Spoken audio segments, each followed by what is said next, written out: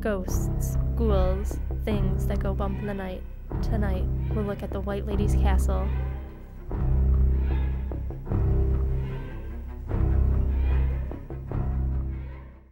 The myth of the White Lady is found in many different locations. Tonight, we will look at one spot, Rochester, New York. The White Lady, a myth, a legend. Starting in the Victorian era, a young woman meets a charming young man and falls in love. They get married and have a daughter and 2 sons. The sons leave early in their life as the husband becomes abusive.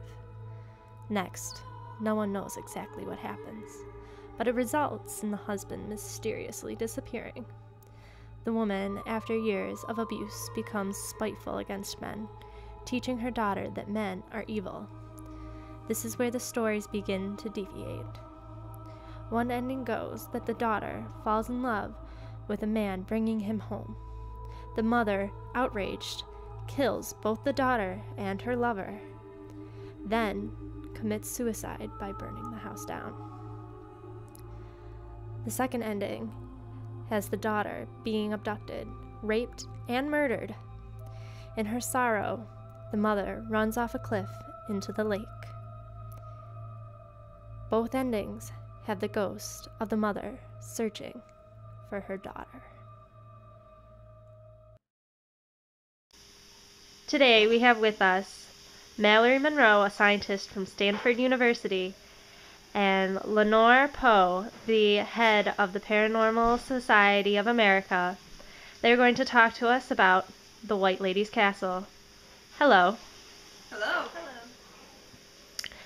So, for the White Lady's Castle, do we believe that the White Lady actually exists, could have existed in the past, at any point? I would have to say absolutely. The White Lady definitely exists. I mean, the thing is, there's so many different versions out there. Yes, stories change from time to time, especially when this happened in the early Victorian era, around the early 1800s, and the thing is, that was a very typical story back then. Women were abused by their husbands, and that sort of story is not uncommon. The thing that happens, though, is that over time, stories get transferred from person to person and generation to generation. And that is where a lot of the inconsistencies occur, but that's not necessarily going to excuse the absence of a white lady. Counterpoint. So there is a lot of discrepancies with all the different stories that there is. There's like a white lady in almost every country. There's no police record for the Rochester or Irondequoit Police Department of Elise, and it happened so long ago that so many different people could add things or take things out, and there could have been a Elise, but who knows if she even had a daughter, like most of the stories say. Question number 2. If the White Lady exists, where does she exist? Well, she haunts all over the park. She's not tied down to any one spot. But what makes the most sense and where the most sightings have been is right around the Durand Eastman Park wall.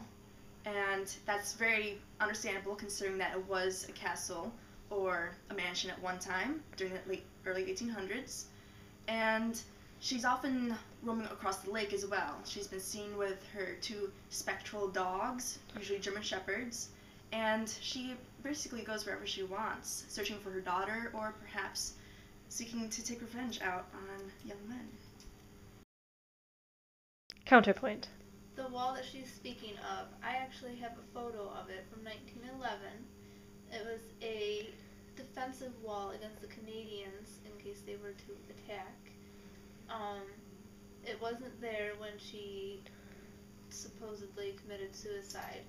So there's no way that her house was in that area, and there's no other evidence of a house being in there. These are the photos that Mallory has brought in for us. They are from 1911 and the building of the fort.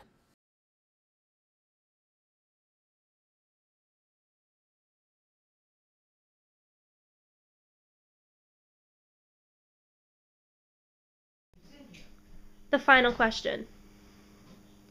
If the story is true,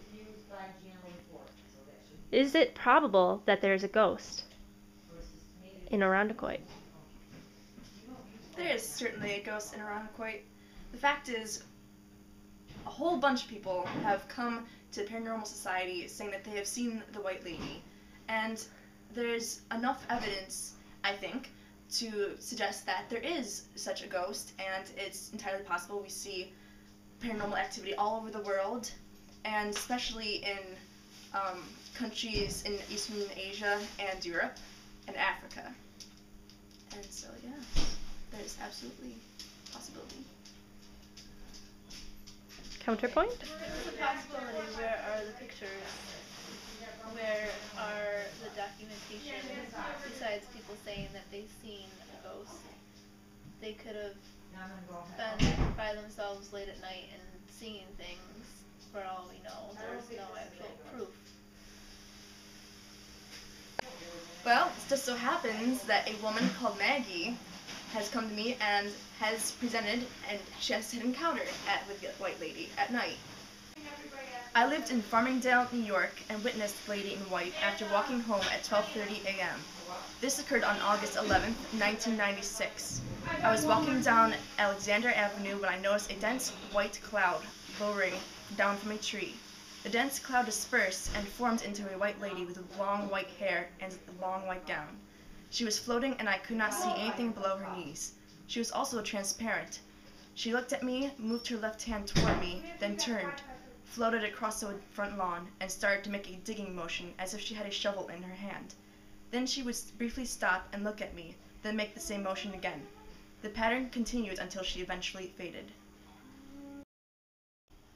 So this lady Maggie, what's her last name? Where did she come from? She could have been coming from the bar and drunk and walking by herself late at night. Her senses could have been heightened and she was just seeing things.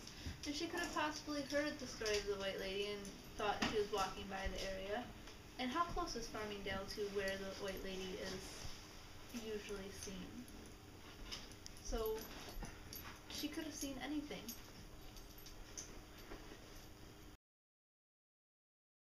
After the debate and looking at the footage, we have decided for the show that the White Lady does not exist. I would like to thank our two guest experts in their fields for coming in today to share their opinions on the White Lady's Castle. Thank you, Mallory, and thank you, Lenore. You know what? It's true.